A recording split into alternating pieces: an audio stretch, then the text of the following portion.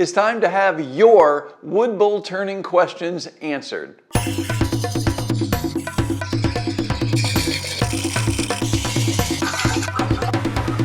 Hi, I'm Kent and welcome to Turn a Wood Bowl. Today I'm going to answer your questions about wood bowl turning. So let's dive right in and get started. Roughing out large bowl blanks is really hard. It's hard on my shoulders, my arms, and my hands. I'm just getting beaten up. Is there something I'm doing wrong? When we're roughing out a bowl blank, especially a large piece that has a rough exterior, something that we may have cut with a chainsaw so there's no real smooth surface yet, it can be very tricky to make good cuts without getting beaten up. And we have a tendency, especially when we're first starting out, to want to push the gouge into the piece. It kind of comes from everything that we know about knives and that. We just push knives into things and kind of slice material off. Well, we're going to do things a little bit differently if we want our shoulders and arms and hands to not be sore after roughing. So one of the things that we're going to do that's different is we're going to focus on slicing and making a gliding pass across the tool rest. Instead of trying to push into the piece, we want to just glide the tool across the tool rest and let whatever high material comes around on the lathe just get sliced off. And this can be a little bit tricky because it's very easy for us to want to push forward and apply pressure into the turning. But what happens is usually there's high spots and low spots. So you may have a high spot that's getting cut, and then right after that there's a low spot. Well, that low spot comes by, and then your tool moves inward, and then the next high spot comes by and just whacks your tool. And that's where you're getting beaten up. You really don't want that. So instead, what you really want to do is you want to focus on keeping your tool on the tool rest and watch the tool tip and just make a really nice pass across the tool rest, shifting your body weight only. And the other secret for this is to apply down pressure onto the tool rest. If you catch yourself trying to put pressure into the bowl blank, stop yourself and remember to push down on the tool rest. That will keep the tool stable as you're turning. So when those high spots come by and get cut, it doesn't bounce the tool around too much. Instead, your tool is stable on the tool rest. Then loosen up or relax your knees and just shift your body weight and make a slicing pass. Now, this is going to be slow and tedious at first, especially if you have a few odd high spots, because you're going to want to get in there and start removing material, but you can't really do it until you get those high spots down. So take your time and know that you're going to just shave off thin layers at a time, very controlled, making that smooth pass across the tool rest, and you'll be down to a nice continuous surface in no time. Once you get down to where you're cutting continuously, it's easy. You just make your nice bevel riding cut across the surface and it's no big deal. It's the roughing part that can be rough on us, and we don't want that. So remember, apply down pressure to the tool rest and make sure that you're making a nice controlled pass across the tool rest that's just letting those high spots get shaved off. I've got some walnut and I want to turn it into some bowls, but somebody told me that walnut is toxic. Is it safe to turn walnut? Walnut, like many other tree species, have allopathic properties. What does allopathic mean, you ask? Well, the Greek origin of allopathic means to suffer together. It's kind of an interesting thought there. Well, what it means for trees is that they create different ways of defending themselves. If you think about it, everything else on earth pretty much can move or flee if it's under attack. But trees are fixed in their position, so they can't just run away from insects, birds, animals, things like that. So they have to create other ways of defending themselves, and those are allopathic properties. Most of the time, this is the creation of various chemical compounds in the tree. These chemical compounds can do all sorts of different things. Now, we know about them for sure in certain trees like walnut and hickory and a variety of others, but there's probably a good chance that there's allopathic properties in every single tree on Earth. We just haven't really dug into it well enough. It's kind of fascinating to realize also that we've only been studying this for the last couple decades and really understanding how trees are interacting with their environment. But essentially what it boils down to is the trees create chemical compounds to benefit themselves in one way or the other. Walnut, similar to hickory, because we have hickory where I am, I'm familiar with this.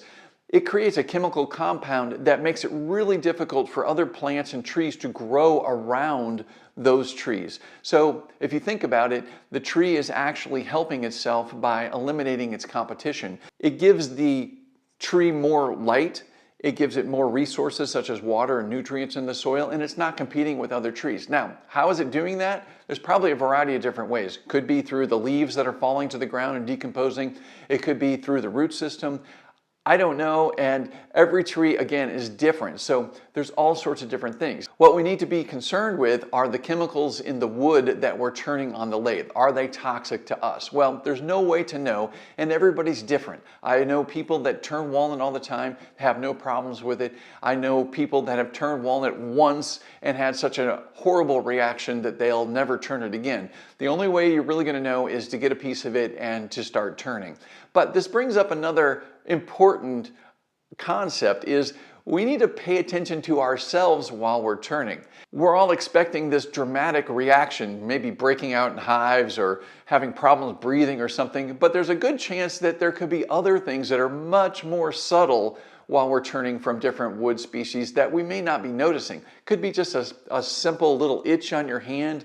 It could be your eyes get watery. It could be just simple things like that. Just pay attention while you're turning different wood species and notice what may or may not be happening while you're turning them. And again, everybody's different, so I would not be afraid to turn walnut. Just be aware that you may have a reaction to it. But here's another important point. You should be wearing a good respirator all the time. Doesn't matter if you're afraid of the wood species giving you an allergic reaction or not. What's more dangerous than having a reaction to a particular wood species is inhaling wood dust. Super bad for our lungs. So don't let that happen.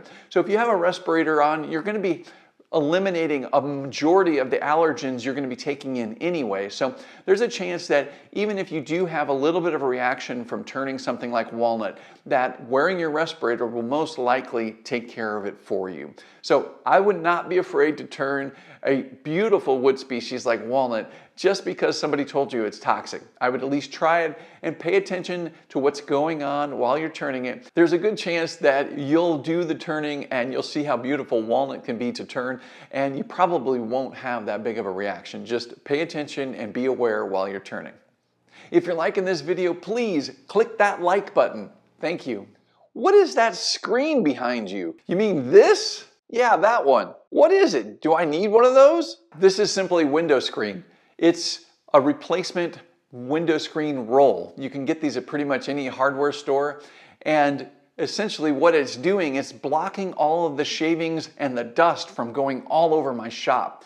Before I used this screen, I would have shavings clear up on shelves 20 feet away somehow. I don't know how shavings got that far away, but they did. And dust also. Now this won't stop all of the dust, but it knocks down a lot of dust. And what's great about using the screen is the shavings hit the screen and then they drop to the floor, and it makes it really easy for cleaning up. So it keeps them concentrated in one area. It makes it really nice. Now I've heard of other people using shower curtains and other things, and those work great too. But I use screen just because it works and it's lightweight. Now I hang this up with bungee cords, and I recommend using grommets. I put grommets on the corners, and those grommets basically make it easy to hook the bungee cord to the screen. If you hook the bungee cord directly to the screen, you're gonna rip out the screen. So you can put these grommets very easily on the corners. I'll put a link to a grommet kit for you in the description below too. So you might wanna check that out. It's actually a really great way to keep your shop clean, or at least keep the debris concentrated in one area.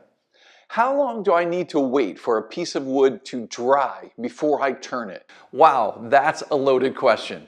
Okay, I can tell, number one, you've probably done a lot of traditional woodworking by the way you asked that question. Now, why would I ask that? Well, in traditional woodworking, we absolutely never want to turn wet wood. Why? Well, typically flat woodworking, or putting pieces of wood together to construct something, is done with very dry, many times kiln dried wood, so that moisture doesn't affect the results. If you think about it, when we're building a cabinet or a box or something, we have a very specific set dimension for that piece, and we don't want it to shift. Plus, we have multiple pieces that are being attached to one another.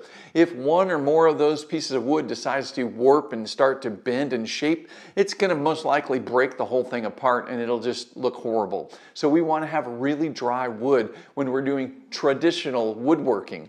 However, when we're wood turning, that's totally different. And actually, this is pretty fun to think about. Woodworking compared to wood turning is additive versus subtractive. So think about this for a second. When we're doing traditional woodworking, other than carving details or maybe doing some type of carving work, essentially most of the woodworking projects are assembling pieces, adding them together to create something.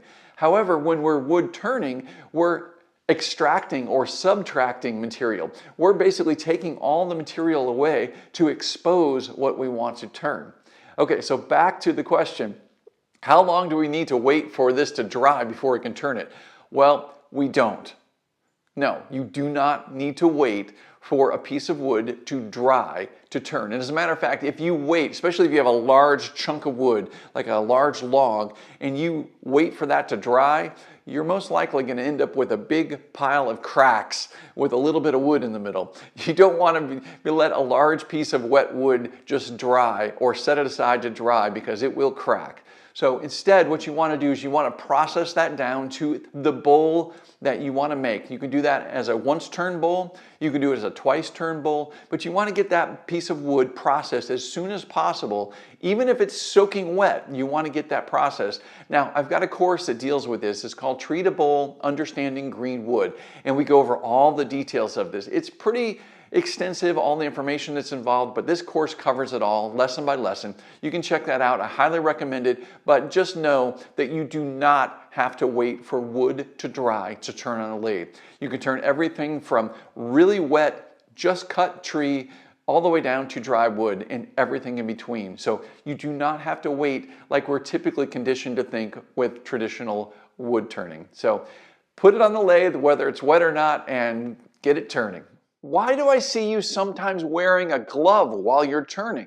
Ah yes, sometimes you see me wearing this glove. It's always on my left hand and it's basically protecting my knuckles and the side of my hand from the shavings that come shooting up the flute of the gouge. And this usually happens on large bowl blanks. We'll get big chunks of wood and sometimes those will embed themselves in the side of your hand in the form of splinters. And if they don't, they can come off hot as well. You can burn the side of your hand with all the shavings that come off. So I like to wear a glove to protect me from that. Also, if you have any dried wood, or the worst is kiln dried wood. I've done some turnings recently with some kiln dried construction wood, like 2x6s, and that stuff is really painful. It's dry, brittle, and sharp pointed splinters come flying out all the time, and your hand will just be torn up if you're not protecting it in one way or another. Now, I get this all the time. I get people that get really upset with me wearing a glove at the lathe.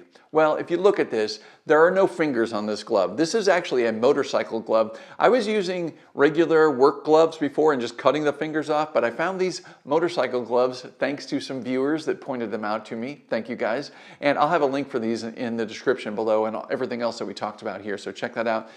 The fingers missing means that you have no material on your fingertips. I highly recommend not wearing regular gloves with full fingers because those fingers have extra material that sticks out beyond your finger and you don't feel that material like we feel our skin. So you can easily start pushing those fingers into areas where they shouldn't be. That is dangerous. So I would not do this with regular fingered gloves. I would only do this with fingerless gloves.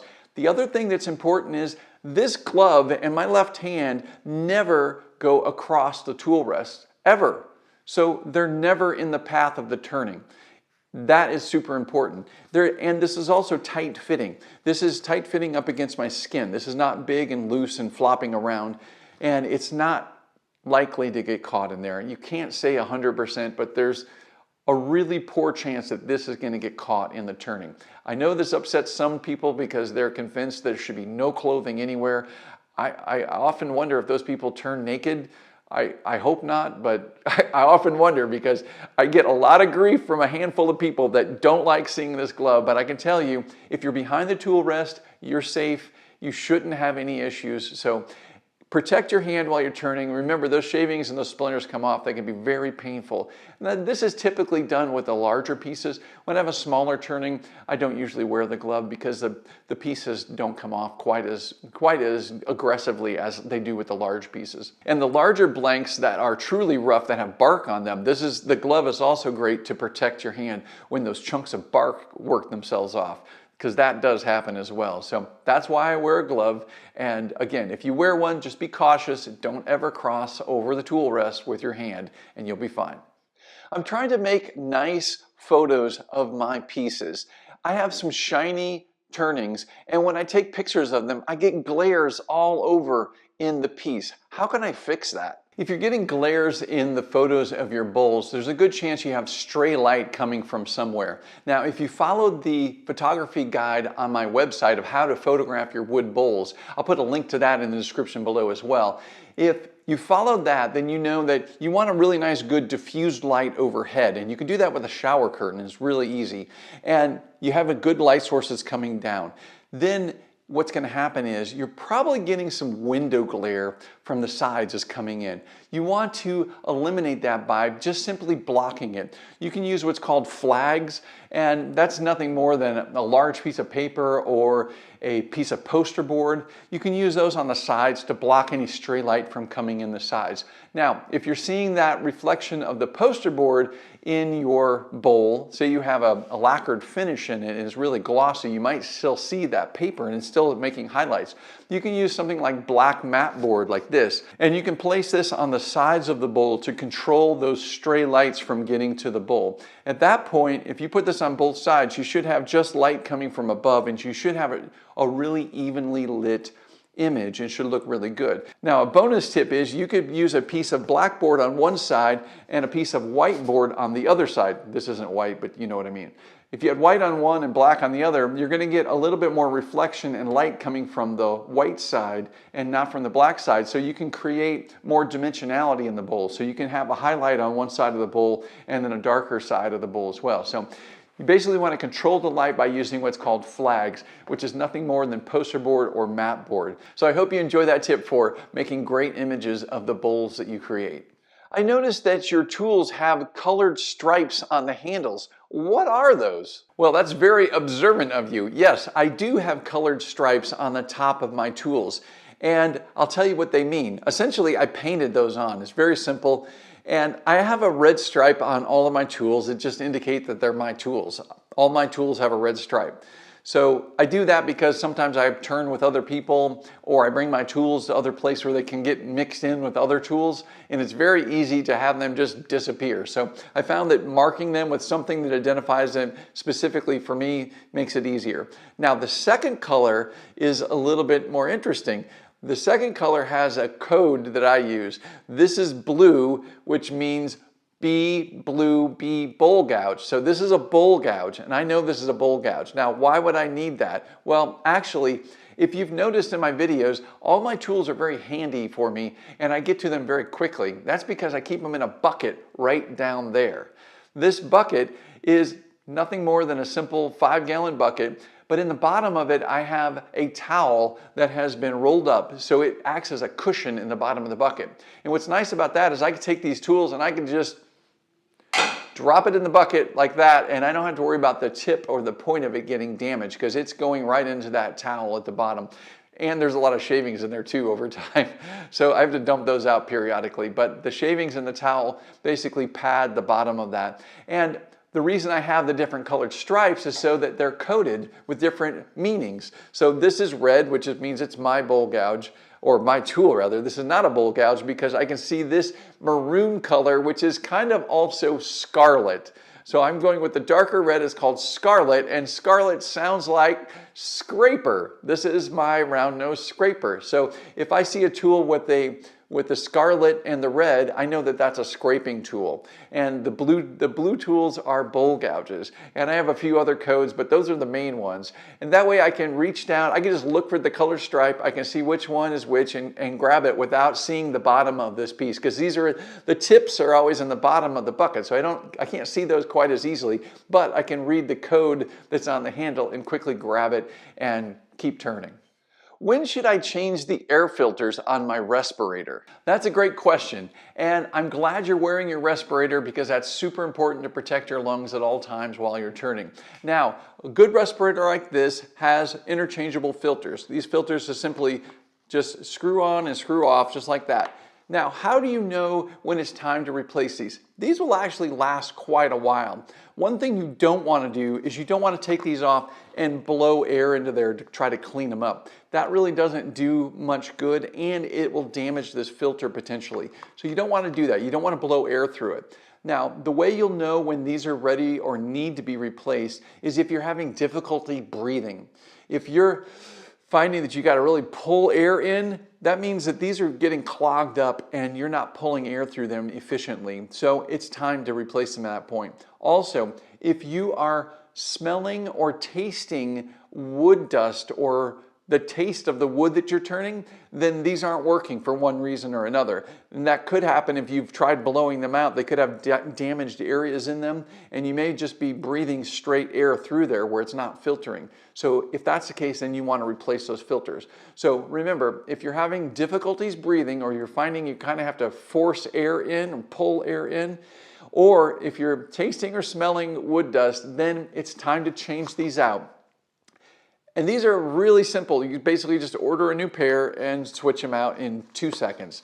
And again, I'll put a link to these and everything else from this video in the description below. So check those out. So there you have it. There are answers to some of the questions that I get on a regular basis about wood bowl turning. Now, if there's a question that wasn't addressed that you would like to see answered, do me a favor and leave a comment below and let me know what your question is, and I'll see if I can get to it in a future video. And also, while you're down there, click that like button. Thank you. I appreciate you clicking the like button. It helps this video, it helps the channel, and I thank you for doing that. Also, be sure to subscribe if you're not already subscribing. Check out my website, turnawoodbowl.com. Over there, I've got everything you need to turn, and I have courses that will quickly accelerate your wood bowl turning skills, so check them out, turnawoodbowl.com. All right, guys, as always, until next time, thank you so much for watching, and happy turning.